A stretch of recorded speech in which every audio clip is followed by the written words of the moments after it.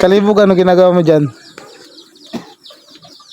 Bili ako ng ano, bili ako ng maskada kasi wala na sigarilyo. Dito kay tatay magtinda. Magkano yun tayo? 60. Yan. Ito yun, oh. Yan. Maskada tawag dito. Tabako. Magtinda sila. Wala na ako sigarilyo kaya ito na lang gagawin ko dito. Gagawin kaya tigil. So yan mga kalibog. So ganito. Gagayatin natin siya.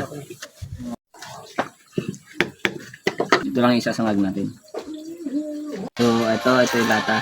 Dito tayo magsasangag. Nakita ko na sangag ko na yung ginawa kong ano. Inihaw ko na. Sinangag kong ano, tabako. Ayan. Gagawa tayo ng pundilot. Tabako po ito ha, hindi po ito marijuana. Ganito po ang ginagawa namin dito sa bundok kasi wala pong sigarilyo. Maskada po ito, tabako. Tawagin. Binibilot lang po namin sa papel. So, ito na siya. Sisindihan na natin.